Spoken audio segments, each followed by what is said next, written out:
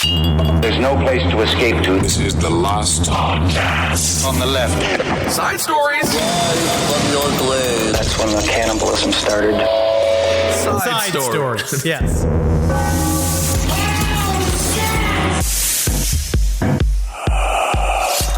Ooh, chubby boys with the chubby little toys. That's you. I see you over there with your chubby toy, your iPhone 7. It's broken. Get a new phone. I'm going to do this. I'm going to shame you on the show. You're going to Buy a new publicly phone. shame me for being a conscientious consumer. It still works. Yes, it's slightly broken. barely Sure, I works. get shards of glass in my finger, but it works. We keep having these fucking... We have real phone calls. We have business phone calls that you do answer on your phone, and it looks like you are fucking in the middle of an insurrection. Like you are, it's just smeared with Vaseline from your hand grease. Like you just got to get a new phone. Well, a phone isn't going to make me less smeared in hand grease. You just got to get a new phone. I think this is more of an indictment on my personal hygiene. It is. I will also say that. You got to wipe your hands and wipe the camera. Even I do, and I'm wet.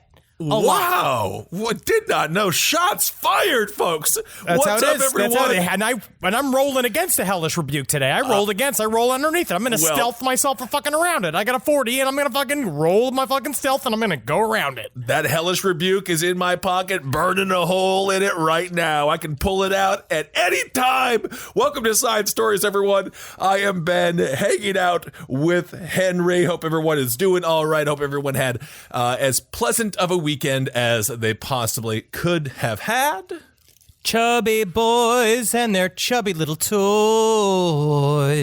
I don't think, there's a lot on wrestle going on. I don't know if people are having that pleasant of a weekend, but I will say that I think that the cops should be more afraid of people. And I think a part of what they should do and start thinking about more is watch the documentary. We've already plugged this. Tread, about the killdozer.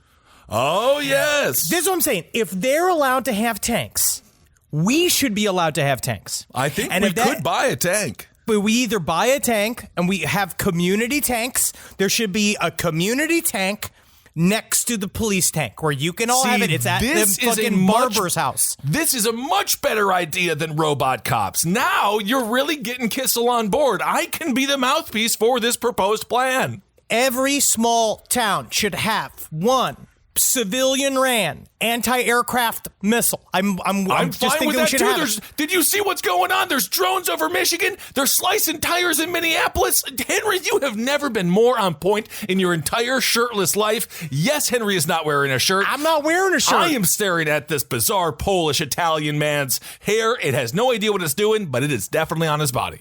It is naturally forms into a sweater and naturally forms a little hole for my turtle-like head.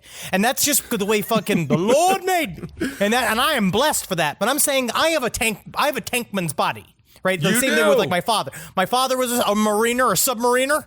I have a submariner's body. I should be in a little tube. And again, every community. And then what you do is every 6 months, you vote to who gets to be the pilot. I love it. I love it. Of course, Mr. Zabrowski. And I'm going to just say, because I'm going to go on the record saying, I don't think the cops should have one. I'm with you on that. So if we're going to have fights, I want tank fights. Hey, buddy, it's not just a fun video game. It's now real life. I am totally with you, Mr. Zabrowski, the hairiest seaman of all time. And you, his son, I think I nominate you, Henry Thomas Zabrowski II. You will be the first one to man said tank, and I believe you could do a lot of damage. Load it up. Well, bringing the war to home.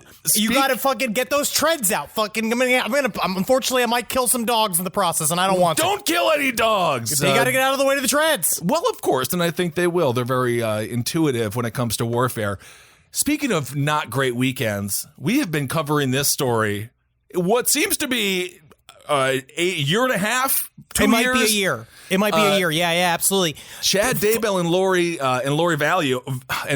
Vallow. Woo! The cops are finally starting to take a little bit of action. This was one of those fun times. We try to wait as long as possible before recording side stories so that we could because it's always like fucking something breaks as soon as we record. And you're like, fuck, I want to talk about that. But we got this right as we were sidling into the studio. Chad Daybell is arrested after human remains found at Idaho home. I want y'all to go back. I can't recap it again. Look up Chad Daybell. Look up Lori Vallow. Two self-made prophets that believe that they were the chosen ones. It seemed to be that they viewed so many dead bodies are attached to this couple. Yep. Lori Vallow's kids have been missing now since September of last year. But now with this is breaking news. Chad Daybell, he has been arrested after human remains were found at his home in Rexburg, Idaho. These kids have been missing. They said that they were on vacation. It's a long vacation. I don't think kids should have vacation days from being kids because that's called being dead. Absolutely. Of course, they were at Camp Crystal Lake. If you take a look at what I would assume their corpses appear to be these days, slashed and brutalized. Unfortunately, it has taken so long because the first time the cops raided Chad Daybell's home, they weren't able to find anything. My question is, what was so difficult when it comes to finding human remains the first time? Were they still sort of believing the story? Was Chad Daybell walking behind them and telling them where to go? Oh, you don't want to go in there. That's where we keep all of our extra soap. Nothing to see. Like, what was he doing to stop the cops from going into the area where their children have their remains? Well, we don't know if they're the kids' remains yet, but if they're not the kids' remains, then we're in a whole nother problem. I'm covering us legally. I'm covering us. Don't worry. That's how, I'm always thinking that. But I have no clue. I just nominated you to dominate the police with a killdozer. What do you mean? Man, but that's different. That's fucking. I'm a wartime general, right? That's what I do. I create distractions. That's mostly my job. But it says right here, Rexburg PD, with the assistance of the FBI and the Fremont County Sheriff's Office, are serving a search warrant at Chad Daybell's home in Idaho. This is from Kim Powell, who is a reporter for AZ Family in Phoenix, Arizona. Now, it seems like maybe they didn't have access to the entire farm. Maybe there was like something they had to, we're not really certain, or maybe it's because the FBI is now involved. But it seems to be, several remains were found. But now he is in jail. Lori Vallow is now thankfully in jail. They are finally at least caught. And hopefully, I hope that we can actually bring some rest to this story. Absolutely. And that these kids can actually be laid peacefully to rest, because this is it's been a heartbreaking story, but man, the fucking movie that's going to come out of this shit is going to be out of control. This is going to be a John Stamos feature. Not to diss Mr. Stamos. I believe he played one of the Mr. Kissels in the two Mr. Kissels. This is going to be a Lifetime film. This is never going to the big screen. Matt Damon ain't signed up to be this cult leader, who also, did you know this? Chad Daybell was a former grave digger? Hey, man, I guess that he just went back to his alma mater. And that's what he decided to do, to fall back on his old college days and get back to burying. I've never heard of a cult leader. I've never heard of a gravedigger turned cult leader before. Well, but Joseph Smith, man, fucking grave robber, turned into fucking religious founder, turned into human prophet.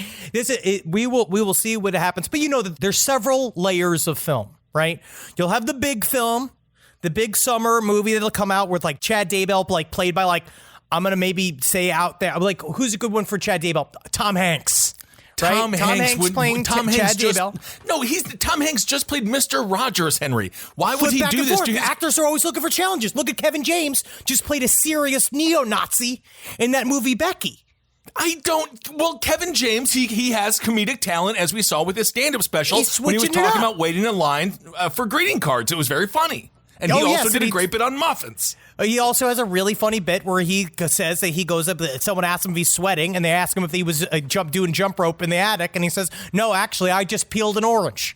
He has some funny material. He's got some funny bits. But you got Chad Daybell, so I would put her up there, right? I would put Chad Daybell, maybe, but somebody like a Tom Hanks, that level. And then you got Lori Vallow. I'm going to say, in the Lifetime movie, Lori Vallow will be played by a recently released Lori Loughlin. That's what I was going to say as well, because now she's hardened. She understands. She's probably learned a little bit about the criminal element.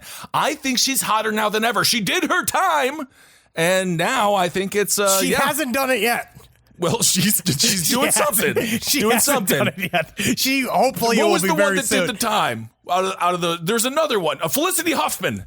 Did she already go to jail? One of them went to jail. Felicity, I believe, went to jail. Whichever one went to jail, you get the reward of now playing Lori Vallow in a Lifetime movie, which, oh my God, you think about the accolade that you could get with that. You could win upwards of an Emmy.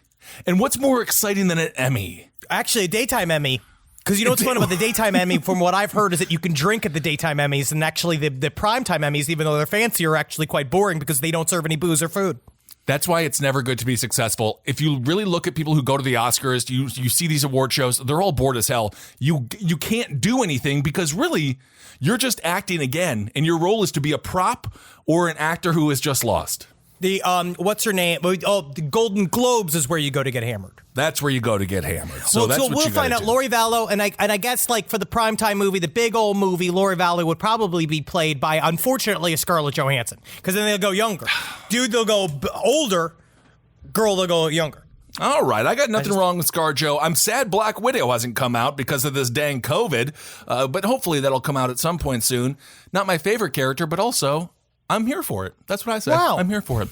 Well, speaking, so we will keep you up to date on what's going on with Chad and Lori. This is the biggest development that we've been able to cover because the cops have finally put these two behind bars, most likely where they belong at this point. Once you find human remains in that person's home and their children are on a 9-month vacation, we can assume something has gone awry. Something has gone awry. Have you seen the new super cool streetwear on the street?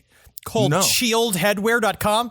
It's new. It is, this is not a fucking joke. It is aluminum foil clothes that they are selling to block you from any sort of energy weapon. It's 5G. So this is predicated upon the conspiracy of 5G. This is another one. And so we had several listeners that went and actually, they guess someone did that 5G shield, that like USB thing that was sold. Apparently, there's nothing in it. There's literally nothing in it. It's just a fucking plug.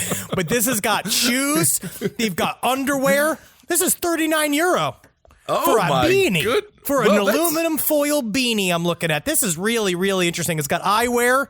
I don't know what that does. It's good for the eyes. You can't let the 5G get in there. That's the direct passage to the mind. I mean, that's just the railway tunnel to the brain. The glass is just open. They're still slapping against the fucking eyeballs. Well, you never know what's going to happen. You mentioned technology, Henry. That reminded me of this story that we must cover about cell phone chargers. Do you know how you lose your cell phone charger all the time? All the time. I have to be, like, when we're traveling, it's always, horrible. Like, looking for a charger. I'm always just trying to find it. It's like, you know, how many of these do I blow through? 5, 6, 7 a month? Yeah, I know. I'm sitting in the back seat as we're driving to the next gig, and I just hear 10 a week? And as soon as Henry starts doing his Porky Pig, man, do you have another charger? Then it's like, oh my God, yes, Jackie, here's my charger, sure. Yeah, that's your impression of me. I think that's interesting. But yeah, Kid, so why do you bring that up? Well, may I recommend you do what this Indian man did? This is a recent story from the CNN Wire, only covering the most important news. This dude went to the doctor. He said he had some abdominal pain. The doctors were like, I don't know, man, take a diuretic. You know, maybe this is going to help you out. It turns out he has a sexual fetish where he puts things inside of his penis. In this case, he was able to shove a 2-foot long phone charger cable into the front of his penis to the degree that it ended up in his bladder. There's a picture here that apparently these doctors just leak, which I don't like this. If I go to the doctor... This is irresponsible. This is irresponsible. There's no reason. There's no reason. They have the X-ray picture in this story. This is KTLA5, and all I know is this is what keeps people who have gerbils or any form of modeling clay, toy cars, anything in their rectum or their abdomen. This is what stops them from going to the hospital because the doctors are just going to laugh at you. So the man visited the hospital in northeastern India. So he shows up. I like spelling this out because this is the thing, guys. I think that we're going to say this as a public information message to all of our listeners. Absolutely. When you go to the doctor, there are things that you just tell them straightforward, right? I used to hide all my shit, but now I tell them being like, yeah, I did shrooms this weekend. I do weed. And they're like, fucking hell yeah, dog. And then they fucking slap her head. Like, how many times they go in there and they put their reggae hat on me with the dreads sewn into them? You're a cool guy. So You're there, huh? You've adulted to that point. I'm slightly older than you, but I still have not adulted to the point where telling the doctor the truth is cool. I still tell him can't. everything. I tell him stuff like, I jerked off before coming here today. And they get upset. Yeah, that's a little strange, especially when you're going there for their physical or for your physical, although I'm sure they appreciate that.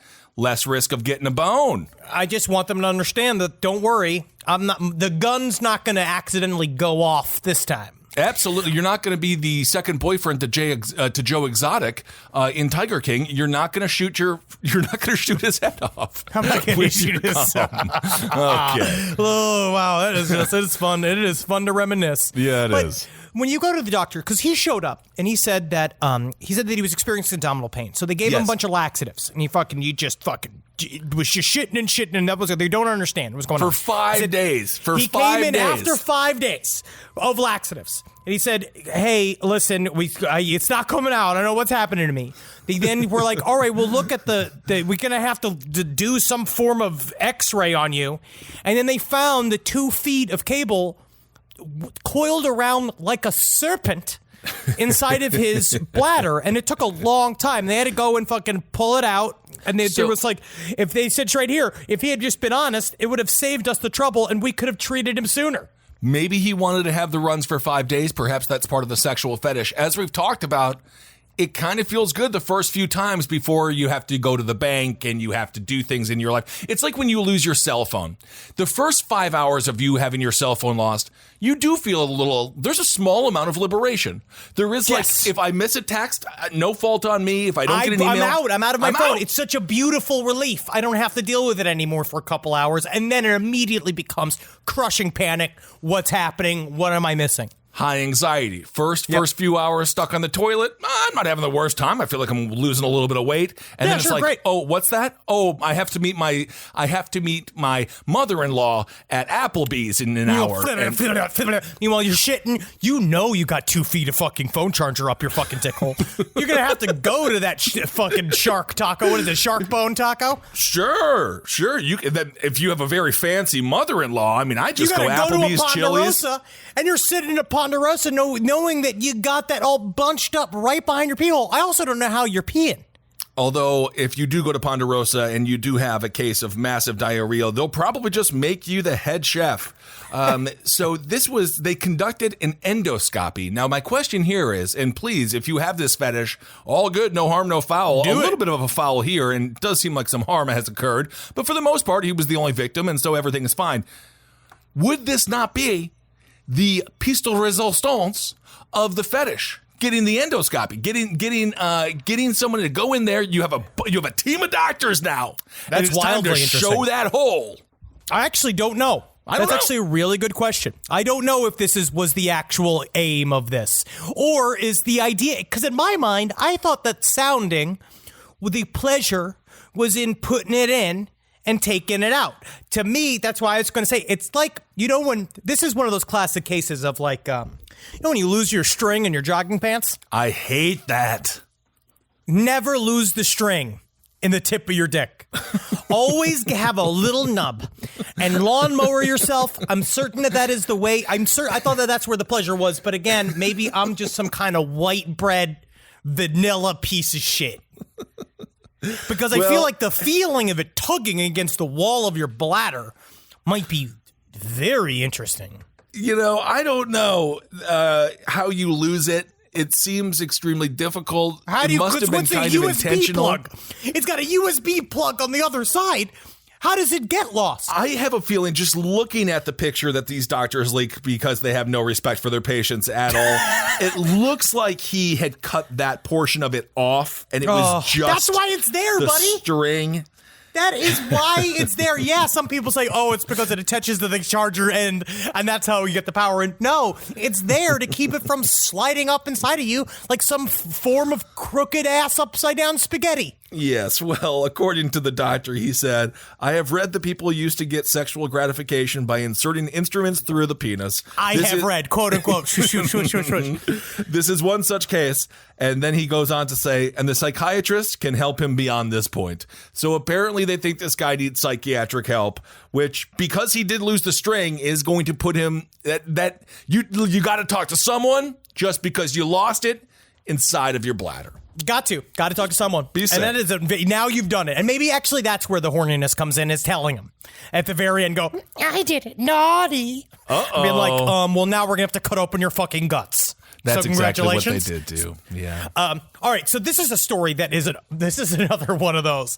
I fucking love our show. This is a story that is out of control, and it's also, I have no clue what's going on, and it's the very beginning. Okay. Suspicious bizarre theory emerges on photo of missing mom and son. And this is the story of a woman, Felicity Loveday, 83. She went missing with her son, Adrian Menevau, 56. They went missing in Melbourne as they prepared to leave for a 3-day, what they called a cleansing ritual on December 11th, 2019. So this is a story from still like this. They don't know where the hell this dude is, right? All right. Wow. It's been quite a while. There's a picture that was taken by, by a member of their family. There's one last picture that shows the two of them on a boat, which is this old kind of pontoon, fucking rickety ass looking boat that was, she's 83 years old, and they are pretty certain from the looks of this picture that the old woman that is in the chair is dead already, right? Oh, she is very white, kind of propped up, looking a little like Bernie, right? A little bit, kind of kept up with the life preserver. Right. He's whirring the engine. Now, what they don't know, this is where it gets really, really strange.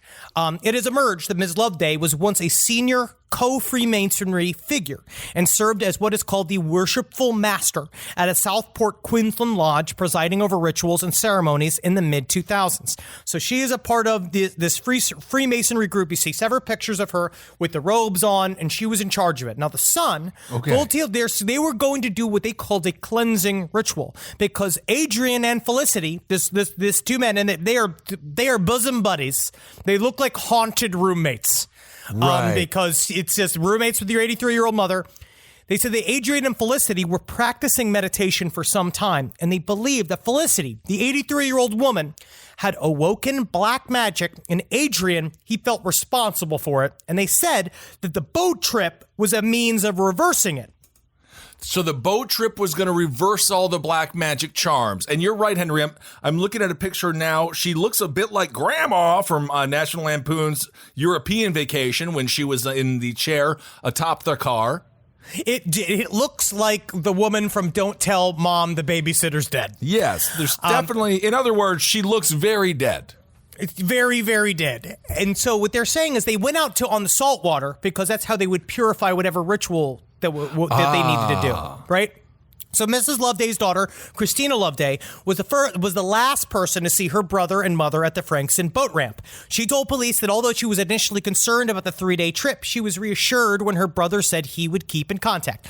Because she's 83 years old, she had no reason to be in this rickety-ass little boat. No, definitely not. On December 13th, she received a text message saying that they were having a quote-unquote good time, which sounds like they were getting hammered and having sex with each other, which they shouldn't have because this is not Pornhub. No, right, and this they is are fucking real life. relatives. I haven't seen. Has Pornhub amped up the game to Granny fucks grandson at this point? Is that what's going on? No, we should also here? start looking at Pornhub having a little bit of a problem cleaning up their child porn problem as fast as humanly possible. Switch over to X videos. On December 15th, this empty boat was found submerged about 20 kilometers from where the pair left. Constable ops describe it as definitely not suitable for sleeping in for a 3-day trip. So they put in this little boat. So basically, she had some form of advanced dementia. They don't know what the hell, but they said they went out to, but apparently, Mr. Menevau, the son, had purchased a second boat shortly before the trip, did not tell anybody that he had purchased a boat, and that boat is also missing, and so is the son. They found the boat, the little shitty boat that they were in. They found it submerged in the water. Did they dump 3 days Grandma later. over the boat? Don't know where Grandma is. Did they literally pull a throw mama from the train, but the aquatic version of it? Yeah, she got Osama bin Laden. Wow! All because and she didn't cast deserve a that black unless she really did. But I want to see this other movie on the other side of like, well, what fucking portal did fucking him and old lady open up? Are there demons everywhere that we don't know about it? Is that a part of is that COVID? Is that the COVID? I mean, you look at the time, absolutely. We're talking late December. I believe that's when it was starting to begin and spread throughout China. And I believe that this woman is responsible for COVID, but then shouldn't this have solved the entire problem? They drowned her in salt water. Theoretically, that was supposed to solve the entire pandemic. Maybe she comes back like aforementioned Jason Voorhees. Perhaps she just resides down there. Maybe she's hanging out with the Bloop or Cthulhu. This might be the best option for her. They could have just caused the end of the world by doing something so stupid as to drowning this witch. Unless she went to join the old ones, like you said. Now they're saying it's a little bit of fault. It was found immediately. It was found afterwards, and they are gone. This dude is gone, and I'm going to tell you what: if she is not deceased in this picture, she's looking a little seasick. So I think that immediately they should have been, because is he just lifting dead mom up and putting her in the boat, and the sister's not saying anything, being like, I think mom should be moving. I think mom should be kicking or saying something to responding. Is he just doing the whole we're doing fine, Sonny, doing old school ventriloquism? If he's a vaudevillian actor, I would give him a lot of credit for doing something so artistically valid. I don't know. I mean, either way, is he just lampooned on an island right now? Is he living like Tom Hanks in Castaway? Is he painting little faces on basketballs and being friends with them? Perhaps having sex with them, which Tom Hanks never did. You say that. I honestly do believe that he had sex with Wilson. He at least rubbed it on Wilson, or Wilson watched him have sex with the fish. You don't think he turned Wilson's little ball head around? You know how easy it is to turn a ball around? Just for his decency, so he wouldn't share his secrets. Maybe. I don't know. We're gonna have to ask this guy if they ever find him lampooned on an island somewhere. I don't know. But now we're seeing. So if you see a fucking gross dude with a really lumpy duffel bag somewhere in Adelaide, I'd give him a little bit of check. And if he tells you he's a wizard, being like, well, I'm gonna need to see your fucking Keys of Solomon charts before I agree that you are a wizard. I completely agree with you on that. Well, speaking of wizards and COVID, some people think doctors are wizards, as we talked about in the last Relax Fit episode. It is something magical, isn't it, medicine? Well, what? It's not, though. It's the opposite. Well, it's still very magical. There was a former Northwestern University professor. Now, he's in prison currently, but he would like to be released because he is a immunologist. He knows a lot about immunology. He fatally stabbed. Why is he in prison? It's because he fatally stabbed his boyfriend to fulfill an elaborate sexual fantasy. Now, he is saying, I need to be released because I'm the only person that can cure people who have COVID. I'm an immunologist. I'm a superhero in this world. That's what I do. Yeah, that's I fix what he does. These things. So his defense attorney says, I'm guessing, this is according to his defense attorney, Barry Shepard. He says, I'm guessing there's no other litigants that have proposed this to the court, that their client can possibly aid in a very significant matter. He goes on to say, this man is a leading immunologist and someone who knows lung infections better than anyone else. Cook County Circuit Judges Charles Byrne deferred his decision on whether to release Wyndham Latham, but we shall see. All I know is, if I got COVID, I go to the doctor, and I'd be like, where'd you study medical school? And he's just like, the prison yard. I would just be like, you know what? Give me COVID. I'm going to see what I can do with COVID, see if I can live. I don't really want my doctor to be a person convicted of stabbing his boyfriend to death in a sexual exploit gone wrong. But who would know the human body better than someone who ended a life? Because then he knows how far to take it and how far is too far. I don't know, because it seems like his sexual fetish involves taking his partner to the brink of death.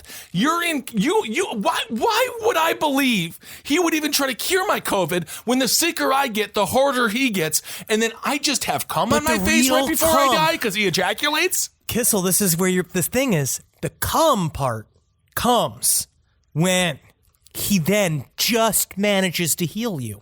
So yeah, it's coming. Okay, it's fucking I'm gonna give you a little bit. Fucking very what's its butts. It's very who knows. Your interesting defense of this doctor gone horribly wrong. I'd rather go to a dentist called Dr. Giggles. He stabbed his partner, Trenton Gornell Durenlau, 70 times. And he did this in a high-rise apartment. So you know this man, he might not necessarily understand boundaries very well. And when I think of a doctor, I don't like the Seinfeld episode where his doctor does molest him. His dentist does actively molest Jerry Seinfeld, and it's a lull and a raffle. Yes. In real life, I don't want my doctor. That's a horrible tragedy. It means your whole life is shattered. Your whole life is shattered immediately if your dentist sucks your dick while you're asleep. Well, if you can't trust the doctor, then you're done. Because now we can't go to the doctor anymore. Your teeth are going to fall out of your face. Your kidneys are going to fail. Everything's going to fall apart. I think that this guy, I don't want this guy to be my doctor, but I think that if you're in jail for white collar crimes or like one of those kind of more simple crimes and you learn to be a doctor in jail, I might take a stab at it. I remember I went to a dentist once deep in Brooklyn, and I went to a dentist, and the dentist, he wasn't paying attention to me. I had no insurance at the time, so I had to just like pay for whatever I could get. Why would he pay attention to you? Yeah, you're no insurance actor. I'm garbage. I'm just a garbage piece of shit to this guy.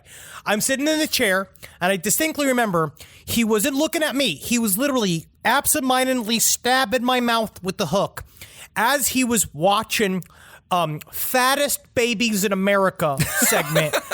On, I want to say it was Maury Povich. I want to say it was them with like a 90-pound 4-year-old, and he's just like, that kid's too fat. Meanwhile, he's viciously stabbing me to the point where I had to take his hands, and I pulled the instruments out of my mouth, and I was like, I have to leave. I have to go. You are just cutting me. Well, in the doctor's defense, obviously you got to stop and watch that segment, but the key word is stop. Pull the instruments out, and we'll all sit and roast it. We'll all sit and enjoy it and talk about it and have a cup of coffee, but you're in the middle of it actively lollygagging as if you got money on whether or not this kid was going to die by the time it's 15 years old. Oh, definitely, if they keep that weight up. Yeah, I miss those segments. They would always present they treated those kids like Donald Trump treated the national championship team. They just got them like thousands of dollars worth of Burger King and McDonald's and just put it all on the table in front of them.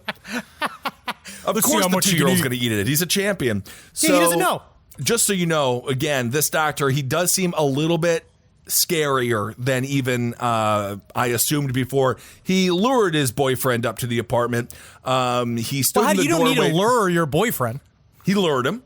I don't know. He doesn't need to lure him. He's already there. He put Spam on a string and watched him slowly come up the stairs chasing said Natalie Spam. Doesn't I need have to no idea. lure me into having sex with her. She just arrives with something vaguely with me seeing the shape of her body, and I'm ready to go. Well, he stood in the doorway to the bedroom with his cell phone in hand as Latham repeatedly stabbed Cornell Durenlau as he slept. According to prosecutors, Latham had asked Warren to video record the killing, but he never did. That was another person that was involved in all of this. What? As part of a plea deal. This other dude, Warren, agreed to testify against Latham in return for a recommendation from prosecutors that he only be sentenced to 45 years. We got multiple people involved in this stabbing. That's what I'm saying. And now this doctor wants to get out and cure people with COVID. Maybe it's time for him to put his knife blows where they'll do best, also, in the surgery room.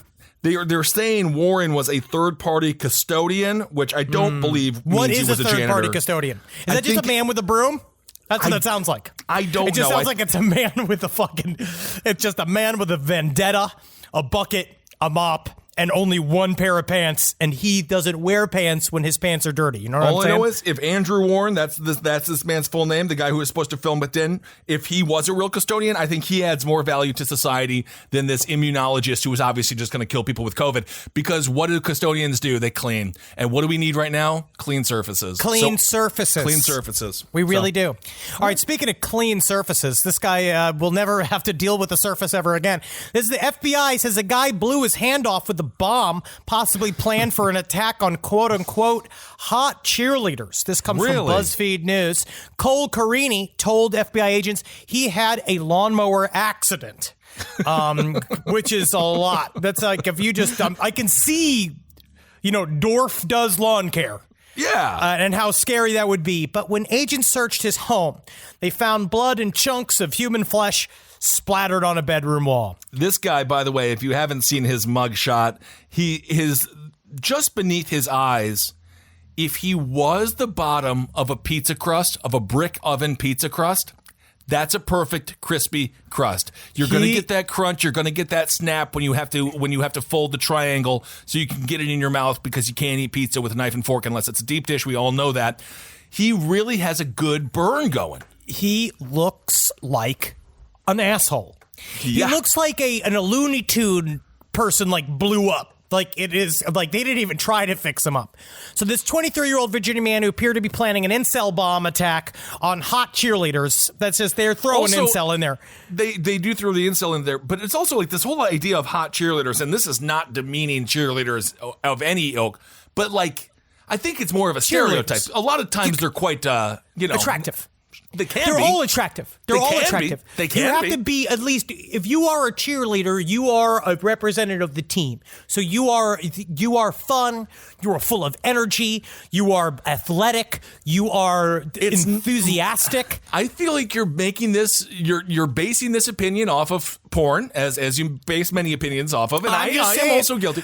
I just don't know if that's the case anymore. But nonetheless, it does not matter. I love them. I love each one of them. Gotcha. So late Tuesday evening, Carini went to a medical center near his home in Richlands, Virginia, with one hand missing, several fingers amputated, and shrapnel wounds to his neck and throat. Jeez. When asked if he remembered what happened to put him in the hospital, authorities wrote in the criminal complaint, Carini told the FBI agents that he was mowing his yard and the mower flipped over in such a way that it, and this is added, dragged his hands into the blades, and because the blades were spinning so fast, it acted as a bomb. This is not a Wile E. Coyote scenario. This is real life. But when FBI agents, you got to come up with that story before you meet the FBI. This is you can't what he just be did. spitballing. He was in shock because he lost most of his hands because his shitty little Riddler plan went awry. So when FBI agents searched his home, they found a shocking scene, a trail of blood leading investigators to a bedroom where blinds had been shredded by shrapnel. Everything was covered in blood. They said they discovered explosive chemicals in a box of rusty nails that could be used as shrapnel, PVC pipes, 6-inch high grass at his home, so it showed no signs of having been freshly mowed. That's the key right there. That's the killer right there. This is so 6-inch high grass at the home. This is your Columbo moment. This is when you believe him. Wait a second. It seems that there's been no lawn mowing happened at this. Excuse me, ma'am. Let me just ask you one last thing. And then immediately he's just like, I'm trying to blow up their sweet little pussies. But here's a video of there's a picture of him on Facebook holding up a bunch of $20 bills, which he looks so badass. Now, in a nearby shed, authorities... He's got at least $300 of $20 bills, though, Henry. I mean, let's give some credit where credit is due. And you know for a fact his parents are driving because he's in the backseat. He's in the backseat. Wearing his seatbelt, which is very good. safe. But that's definitely his parents driving. Yes, that is a van that he is in. In a nearby shed, authorities found a crumpled letter that discussed a suicide bomber walking through a shopping mall while concealing deadly objects to target a stage of hot cheerleaders. Now, this is directly from a quote from his little writing. I will not be afraid of the consequences, read the letter. No matter what, I will be heroic. I will make a statement like Elliot Rodgers did, he thought to himself. And, of course, he spelled Elliot Rodgers wrong, which really pisses me off because you know how he spelled it. Like my boy Aaron Rodgers on the GP Packers, on the GB Packers, not the Green Packers. That's an alien race. The Green Bay Packers, he spelled it like Aaron Rodgers. You cannot defame the great Rodgers name like this. Get Elliot out of there. But it seems that he at least lost his fucking girlfriend in this, which is really a shame. And again, this is why we actually have incel is a very interesting term right now. That's what I will say. If he has a girlfriend, then isn't he not an incel? No, I mean his fucking hand. I mean his fucking hand that he blew off his fucking body. You blew off his masturbating hand. Well, we don't know which hand was blown off or if he's right or left-handed. So that's just speculation, Mr. Zabrowski. Hey, Daniel Day-Lewis learned how to paint with his feet, and that was just for a goddamn movie. You can learn how to jerk off with anything. Well, oh my God. Well, either way, This is according to his brother Neil Carini. He says, "My family is trusting in God and godly people. Please pray for my brother. Thank you." It is. I mean, I honestly, you could pray for him. I guess he could deserve it. Whatever that. I mean, it doesn't do anything. So yes, pray for him. This might be the exact wake-up call this boy needed. He obviously has extreme mental issues he's got to work through. He's got anger problems. He's got a lot of stuff going on. Blowing his maybe hand this off is might the wake-up be, call. it literally might be the thing that saves his life. Where It he gets probably this will thing be. called off, and maybe he could sit and realize that he's a little bitch, and that he was super mad about all of this bullshit. It's like he doesn't even look that fucking bad. He needs to get his shit together. He needs to learn how to play a fucking hop. He needs to learn how to play a fucking instrument. He needs to get a fucking job. He needs to pull his shit together, and maybe, because who knows? There's plenty of work at the Amazon factory with people with one hand. Oh my God, and you can imagine all the games you can play when you're just like, oh, help me in the shredder, you know, and then you get like a bunch of ketchup and ham coming out of your hand. And Got you guys. You know what I mean? That's Yeah, you could be classic. the funny guy in the room if you want to. You could be, and if he has any athletic prowess whatsoever, looking at him, I don't think he's going to make it in the NFL, but don't forget Jason Pierre-Paul blew off his hand while playing with fireworks, not intended to hurt anyone, but he's still in the NFL. And there's another person as well with one hand, no fault of his own and whatsoever. He's playing in the NFL. So if he does want to be an athlete, he could still be a Chuck. What do they call those people again? Daves, Dans, A Chad. Chads. Yeah. Or the guy from the drummer from Def Leppard. He always look at comes that up. guy. I actually would he also lose one of his feet? What? I think that he might have lost both. Did he lose a foot? Yeah, too? I think it was just, you know, when you get a new toy and now they have all the detachable wrists and limbs and stuff, but then, you know, you're just going to end up like losing everything. He's in toy like age 5 years old. Like it's all done. Like what the kid swallowed one of his arms, his foot's gone. Like he's never going to be put together again. He's doing very well. I think he might actually be. He is still alive. Has anyone ever kept all of the parts to a Mr. Potato Head, for example? It's not possible. Over the years, You're just time saying works that all life should work. That we're all just going to. That's just us, Kissel. It's because we're going to get fucking diabetes. Penis. That's why. That's called losing a section. He did not deserve to lose sections of his body at a time. No. We will do the things that it takes to deserve slowly shedding body parts as time goes. Just a quick side note here. In Indiana, there was a missionary. His name is Donald C. Miller. If you want to know what the most haunted place in the world is, it's probably this place.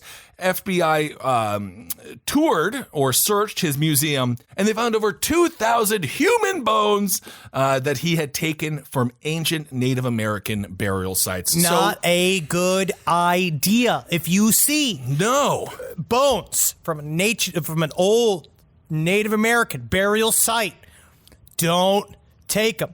Let him stay, because he must just sit in his house and just hear like, get out, like all the fucking Native American songs and whistles go through the house as his furniture slides around, and I guess you just get used to it like the subway. Absolutely, yeah. I don't even hear the cranking of the subway on the tracks as they haven't lubed them up in a decade. I don't see the rats anymore eating full hot dogs or someone's ear. I do want to point this out in this story. Amy Moore, that's one of Miller's friends, again, this missionary, she said, I mean, this man, he's an amazing piece of history. He's an artifact himself because he's 91 years old and he has just recently died. So she kind of roasted him a little bit. Anyway. A little bit. So anyway, we've been talking a lot about burial robberies, and they are still going on today. So be careful out there. And if you do have a burial site and you want to protect those bones, you got to get a Chihuahua. Got to get a Chihuahua because they are surprisingly little vicious creatures. I've seen Wendy turn into her animal self. Like normally Wendy acts like a cat or like a doorstop or like just like a human, just like she just cuddles. She's a little fucking warm like heating lamp. That's all Wendy is. But when she gets crazy, she like puffs up to 2 times her size. It's weird looking. It's crazy. Mm-hmm. This other story, just quickly talk about, I mean, this is wild. I want to go into deeper. God damn it. I want to go into like, I want to look into this more. This is the decade-old quest. This is from WAPO. The decade-old quest for a hidden treasure chest is over. The millionaire who hid it says it was just found. This is fucking wild. Yes. This is a guy. A New Mexico art and antiques collector announced 10 years ago that he had hid a chest containing $2 million in riches deep in the Rocky Mountains. He told people to go hunt for it, and hundreds and thousands of adventurers did just that. At least 5 people died while looking for this. Dude, this comes from this Sydney is Page. great. So, okay, I have a question for you. You say you hide Treasure, and you're like, if anyone finds it, they can keep it. 5 people die searching for it. Mm-hmm. At what point do you just be like, I know where it is, I'm just going to take it back? Like, and how many people have to die in search of your hidden treasure before at some point you're complicit in their death? I think you just become more and more powerful each time someone dies looking for your hidden treasure, because you're becoming like an old school, like, pharaoh. This is weird. This is story from lore. The idea of, like, just sitting up being like, find my treasure and see what adventure abounds. Like, it's incredible. These people signed up for the adventure. I guess so. I mean, it is Curly's gold. They are out there. They're looking for it. I'm sure Billy Crystal, I'm sure everyone out there was telling some really great jokes. I just feel like if I hid treasure and 5 people died looking for it, I would say I would make a better map. That's all I would just be like, here's a better map just so no one has to die. It was supposed to be difficult. I think it'd be different if he was like in a sniper nest above the treasure, just fucking shooting whoever got close. That's the game I would play. The man's name is Forrest Fenn. He hid a 42-pound bronze chest, and it was finally unearthed over the weekend. The search is over, Fenn, 89, wrote on his website. The treasure has been found. The finder of the treasure wanted to remain anonymous because he was one of an estimated 350,000 people who, over the last decade, have risked their lives in search of the buried bounty.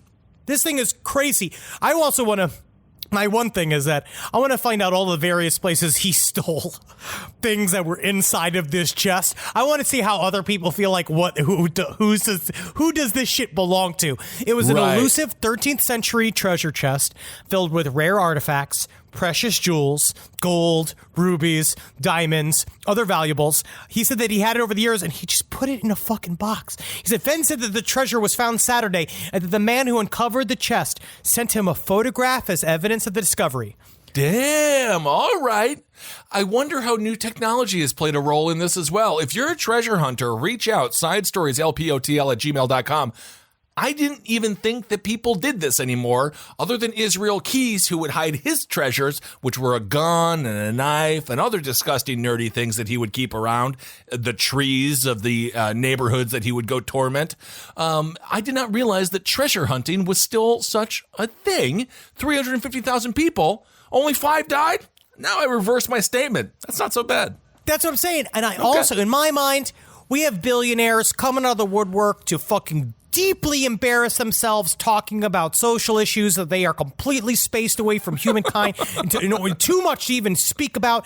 This is the type of shit that billionaires should be doing. If they are going to exist, and I don't even think that they should exist, but if they are going to exist, this is the fun shit. He wrote an autobiography called The Thrill of the Chase, where he put clues in a 24-line poem. And he said that the purpose of the hunt was encourage people to immerse themselves in the wilderness and engage in an old-fashioned adventure. I get this. I love this. Many people thought it was a hoax. I mean, now that you say that, he wrote a book, you get people reading, you get people outdoors. Everyone, there's a lot of masculine people out there who are treasure hunters who are forced to read a poem. That's very good for them. You actually were truth. You actually were close to the truth. The police chief, this comes from ABC News, a police chief actually pleaded with the author who hid treasure to call off the hunt after 2 people died in 2017. He let 3 more die. He let 3 more die. He's like, please stop it. Please stop this treasure hunt. And he's like, no, I refuse. It is about the adventure. It is about the thrill of the chase. What's a treasure to a detective, though, Henry? A corpse. A corpse. Yes. A corpse. That's what they wish. They wish it was a corpse. And this is where he said, this is one of the beginning of the poem. Okay. Begin it where warm waters halt, and take it in the canyon down. Not far, but too far to walk. put in below the home of Brown. I think it's underneath the toilet. It sounds like it's in an outhouse, yeah. Yeah, the hole of Brown. The hole of Brown. Yes, indeed. It's been near my butthole this entire time. It'd no be one's pretty seen it for incredible 10 if years. it was. What if it was just underneath a fucking porter potty at the Thunderdome? Like it's just underneath. It is just in the piss trough of a hockey stadium. Oh my goodness. That would be a rough day to be a treasure hunter unless you're into both of those things. But this dude, Forrest Fenn, it's like one of those, like, he has one of those dens filled with treasures antique and all sorts of like weird little bottles and piles of gold looking things and shit. These people are really, I mean, technically he probably did horrible shit to make this money. Not always. Sometimes you just play the market and it goes crazy. One billionaire. And the billionaire has to do this. And you get exactly $2 billion so you can give $1 billion away. That's the idea. That's it. That's all we need in this world. In my mind, I feel like you should, give a fucking $1 billion away. Who gives a shit? $1 billion is going to, like, what is that even? That's not even money at that point. It's like, what's the point? I know it's about the pursuit of it, but it's fucking absolutely ridiculous. It's fake. Money is fake. Well, tell that to my health insurance. Yeah, I know. All right, and just the final story here that we have. Henry mentioned diabetes, and this dude in Belgium, man, if he doesn't get it, I don't think any of us will. This prank is one of the craziest things ever. It's also been happening for 10 years. He's a 65-year-old Belgian dude. Apparently, people keep on ordering delivery pizzas to his house. They keep on ordering pizzas to his home, and he doesn't know who it is. He doesn't order the pizza. He doesn't want the pizza, and he doesn't know how to stop it. This is a quote. It has been happening for 10 years. This is a long con. It's obviously his sadistic neighbor. It seems like it might be like the chick from Serial Mom, just knowing that this is working, driving him nuts. This is what Gene von Landingem had to say. He said, "I cannot sleep anymore. I start shaking every time I hear a scooter on the street." He goes on to say, "I dread that someone will come to drop off hot pizzas yet another time." But his buddy is also getting the pizzas. And they have no fucking clue where they're coming from. And they keep showing up, and it's traumatizing this Dutch person. Belgium? It is traumatizing him. He doesn't understand. But it's like, I guess you do have to pay for each one, right? Like, you have to pay for every single time they show up. How many pizza places are there, number one? Don't all of them know that this man never orders pizza at this address? They have to. It has to be a pizza magnet. This has to be the Herman Cain. The Herman Cain of Belgium has got to be behind this. We already know the one, Kissel. We know who it is. Oh my God, don't even say it. We know it's the fucking Papa, man. You think this is Papa? I don't know what the Papa's doing because Papa's already, there's how many times since the beginning of COVID-19 have we received the meme of Papa John being the cause of all of this chaos? And for a while, I was like, this is fucking hack. I don't think that this is true. I don't think that he was a part of this or had anything to do with this. I don't think he was as far-reaching as he thought he did. But I honestly think something like this is more of him just practicing. I could see that. This and of course, Papa John, a little bit out of touch, I think. Touring, giving us a virtual TikTok tour of his billionaire mansion. All of the Papa John's garlic sauce bought him all of that. Can you just go look at his TikTok and see the shit that fucking that he built out of the fucking just poisoning us, literally just making us have cancer. He has that fucking huge spinning statue. It's amazing in the front of his home. It's inspiring. It's something. To a point. It is something. It is, yes. It's inspiring to a point. Although, in my mind, you get that when you cure cancer or when you're like a renowned... I'd love to see that. The sad thing is, Henry, it's never the renowned historian. Like, when you think about it, you're always like, oh, the historian must be in his mansion in his beautiful library. Never. Studying. No, they live in Cobble Hill in a really tiny apartment that they got grandfathered in so they could stay there. Yes. That's what happens to a historian. They are never paid. And they should know that from studying history, that it never pays. That you have to find a way to get in there. The main way to make money as a historian, I believe, is showing your asshole on OnlyFans. Which is, do it. I would never want to see a historian's butthole. It's used too much. It's sat on all the time.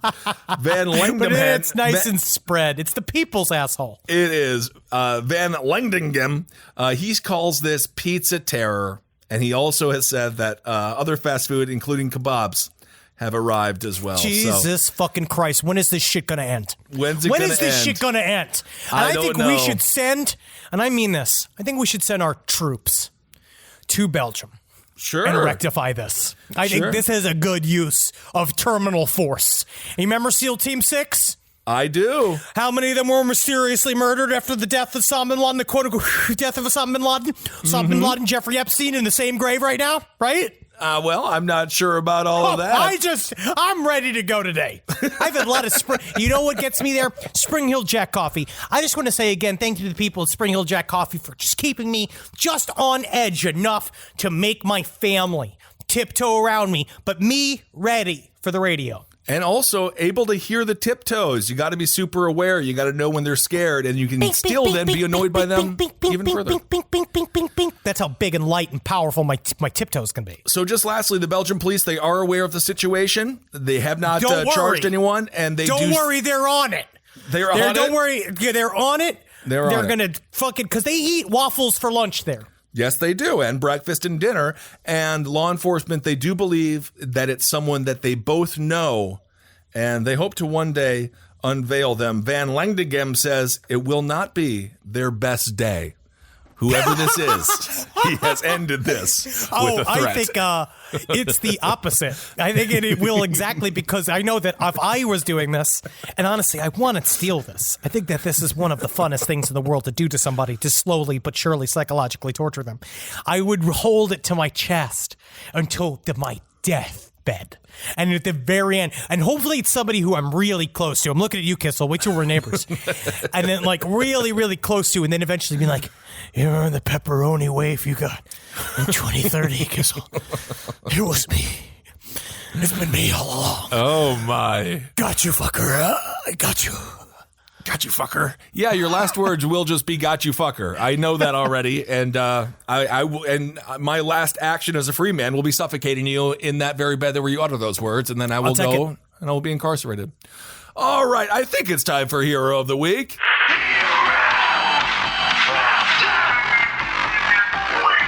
All right, we're actually going to do another doubler because why not? And the point of this doubler is it's just called fun breaking and entering, okay? So it's a new type of breaking and entering. I don't mind breaking and entering if it makes a point. it's harmless. If it's harmless, it is for sometimes the better. it is, and sometimes it can be scary. Yes, absolutely. So in San Diego, California, this dude broke into a bank, but he didn't want no money. He's like, I'm good. He's homeless, but he still said, I don't care about the money. Instead, the guy broke into the bank so he could use the branch's microwave, which I think it's nice. This man must have scouted this bank. I don't know a lot of banks that have microwaves. How does he break into a bank?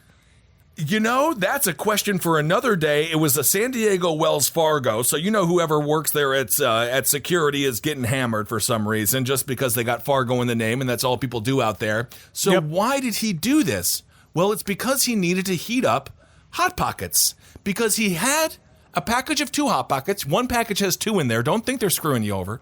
And he wanted to eat those scrumptious delights. A reporter asked him on the scene, was it worth it? A reporter asked. And what he said back was it worth it? Yeah, it was worth it. He said, a Hot Pocket? Hell yeah. So there you go. That man, hero, one of the heroes of the week. The man who destabilized the bank, 1 Hot Pocket at a time. Absolutely. He ate both of the microwavable turnovers while inside the bank. That's exactly what you got to be doing there. I would say steal a couple of 10s if you can. And the other hero of the week is a man who got hammered and broke into the Capron Park Zoo. He had gotten drunk and wanted to see the monkeys. His name is Joseph Villa, 52 years old, lives in Attleboro. Got hammered, walked by the zoo, was like, shit, man, there's monkeys right over. Monkeys. Want to see some monkeys? You know, I'll tell you what, I'll fucking climb up there because I tell you what I heard. Our little bird told me that I used to be a monkey. And you know this man was hammered because the arrest happened at 8:43 in the morning. So he is on at least hour 25. Man, if he just fucking waited an hour 15 minutes, he could have just went to the zoo. I mean, it's very fun. The enforcement If he said waited an hour, he literally just waited. If he got to 8:30, this is the one thing as a buddy. No, the zoo is closed because of coronavirus. Why? Animals can't get it. I guess they can get us. it. I have no idea. Us or fucking us. that. Yeah, but we're not fucking. Oh, man. I don't know what the rules are for a zoo. I say open them. No animals were affected or harmed during this bizarre incident. So therefore, I say leave them alone. Part of the zoo's fence was broken, and officers believe Villa damaged the fence around 7:30 p.m. Monday on surveillance footage, police saw a man who was later identified as Villa walking around the zoo. He allegedly climbed into a rowboat and paddled out to a large pond where there are 2 lemur islands. Lemurs are a beautiful primate, of course. And Villa's visit with the lemurs wasn't meant to be, however. He wasn't able to reach the island because he lodged the boat underneath a footbridge. He then had to exit the boat and swim through the lemur pond back to shore, wow. at which point he exited to the zoo in the same Wait a second. hole. So the lemurs are just left out at the zoo? On their own island, I guess. But I mean, like, they just stay in the zoo. They don't like take them and put them in a facility or something. Like, they literally they are just at the zoo. If you get a chance to see this man, he looks like Artie Lang 5 years ago, so he'll probably get a squishy nose at some point. But this is definitely not this man's first rodeo. Let me see. I'm trying to find this. Man breaks into zoo, Joseph Villa. I'm just going to see the look of this man's face. I love it. Ooh, yeah, man. Wow. He looks like a fucking Dick Tracy villain. He is not going to do well later on in his life. But no, this is the difference. You know what? Okay. My only thing about my pushback is that if he was like a young guy, I'd be kind of like into it. But there's something about this big alcoholic, scary. He looks like one of my dad's scary friends. Yeah. Like, he looks like a guy that like I the would one that's not not allowed over, or if he is allowed over, it's a backyard barbecue and you can't come in the house. You can't come in the house. But yes, he looks like one of those guys being like, this guy's scary. Other question is... Maybe neither of those people are really heroes, but the idea of living freedom, the life, breaking your barriers. Wow. And getting... Good move. Good pivot. It's about that. Do you think that would be kind of fun for them to take the animals out of the zoo on little COVID-19 tours where you take the animals in like kind of like old school, like the way the circus used to come through, where you put them in like kind of like little like mobile kind of carts, right? Where you can drive them through your neighborhood and then everybody can come out of their house and take a look at the animals. That's what the guy did when he kidnapped all the kids in Batman Returns. That is the Penguin's plan. Yeah, that's what that weird ass does. But, it would work. It'll definitely get the kids' attention. But what if it was nice? I think that sounds great.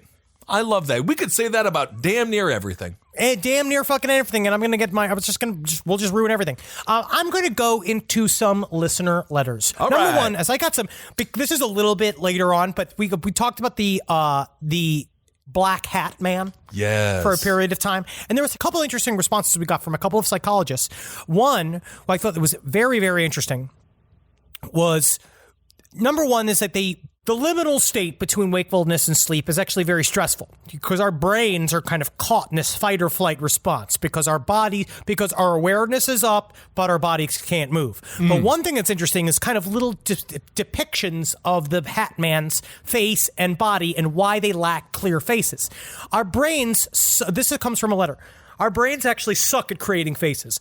Many of the hallucinations that occur not only with sleep paralysis, but are common with schizophrenia and other mental illness, they lack clear faces. They're often obscured, lack detail, or brains fuck up features in some way. The Hat Man's face, described as either obscured completely or with exaggerated features, fits well into what psychologists expect in humanoid hallucinations.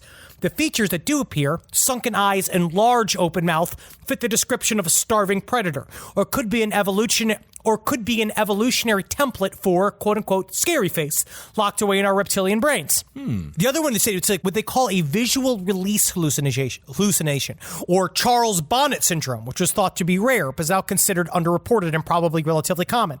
It's a very interesting idea that these release hallucinations can occur in people without formal syndrome, but who are sleep deprived, have visual problems, or just in the dark and just like normal people. They said there was something very interesting, right? There are a variety of different kinds of bizarre bizarre hallucinations that are seen with this syndrome, but commonly they tend to appear tall, stretched out. The brain is thought to compensate for this by adding a top hat to make sense of the bizarrely tall, thin person. And I thought that was very interesting. Very interesting indeed. Thank you so much for sharing that. The Black Hat Man has certainly given us a lot of mileage. It's a fascinating thing. And you're right, man. The hollowed out eyes, the big gaping mouth, the black hole that it leaves. It's scary as hell. Oh, and we got some responses back about Semen X, right? They were talking about the pills that can make your cum bigger. Yeah. On the last Relax Fit episode. Does it work? But they say apparently it is a dietary supplement. This comes from a wonderful listener. Apparently it is a lot of times there's a dietary supplement. It consists of zinc, magnesium, and calcium. There's a few academic studies out there regarding the combo and its effect of semen production and ejaculation. The reason I'm aware of this phenomenon is thanks to a hunky bodybuilder I used to sleep with. He and his lifter bros all took ZMC as a part of their vitamin regimen for working out and building muscle. But all noticed that once they started taking it, they were shooting off huge loads. Whoa! This is his words, she said, that would on occasion rocket across the room. Apparently, it also gave them really vivid, lucid dreams. Well, it might not be the safest thing you could ever digest, but all right. I mean, I guess that's one way to sell it. I do like that Pornhub is like, fuck muscle, we'll give you cum. I just don't, again, we said this last time, I don't need more cum. I don't think anyone does. I don't, I mean, some people do. Some people like the aesthetic.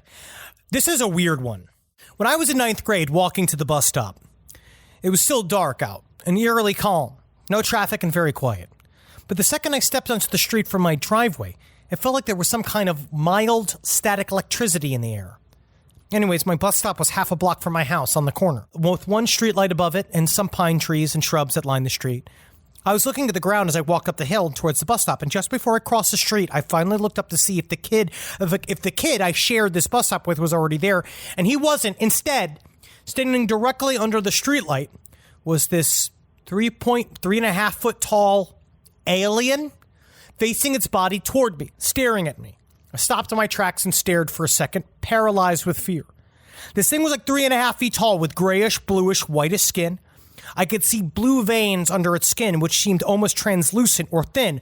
No clothing, no hair, no noticeable genitalia.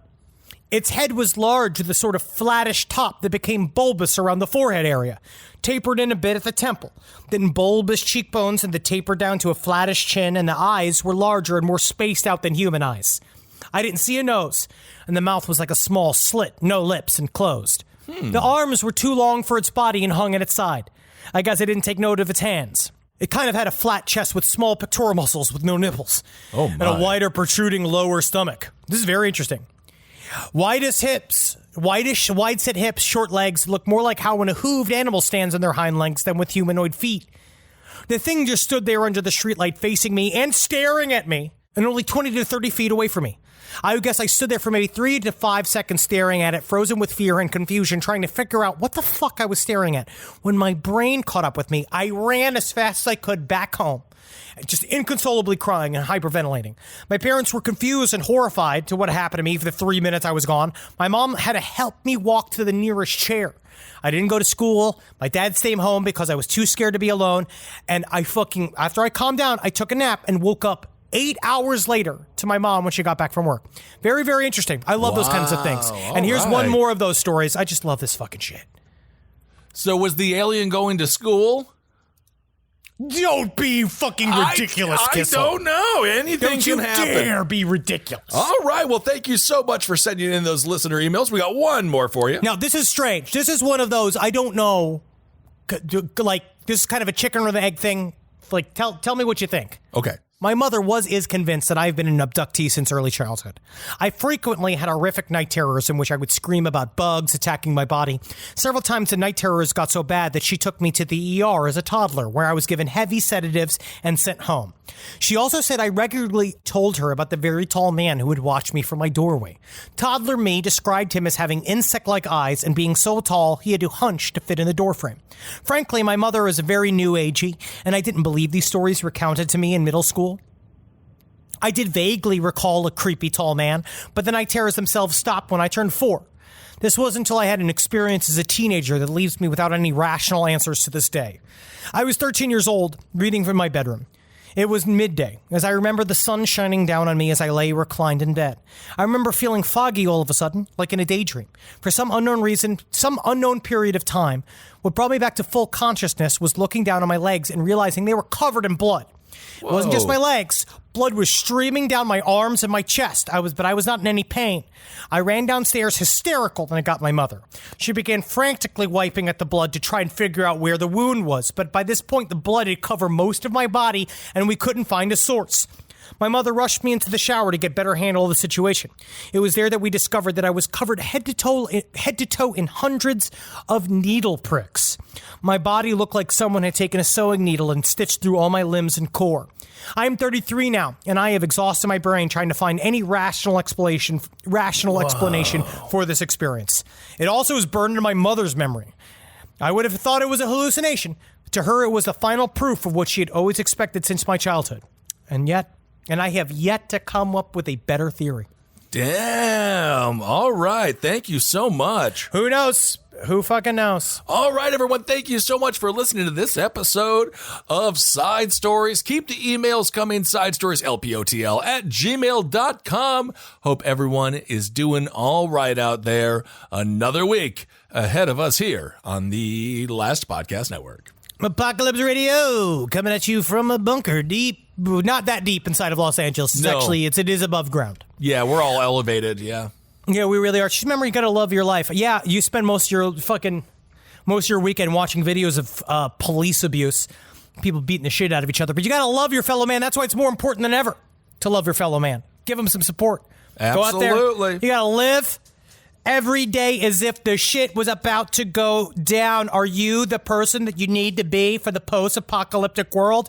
Learn how to hold your breath. That's the only thing I could say, right? Sure. Learn how to swim. Learn how to snorkel. It's not that easy. Learn how to snorkel. It helps on vacation, and it helps fighting the government. Sure. And you're going to want to laugh every once in a goddamn while.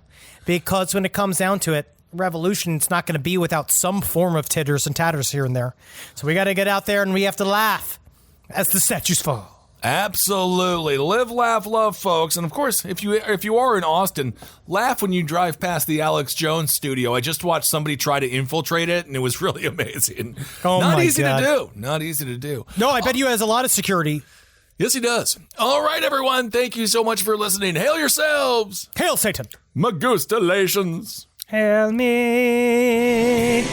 This show is made possible by listeners like you. Thanks to our ad sponsors, you can support our shows by supporting them. For more shows like the one you just listened to, go to lastpodcastnetwork.com.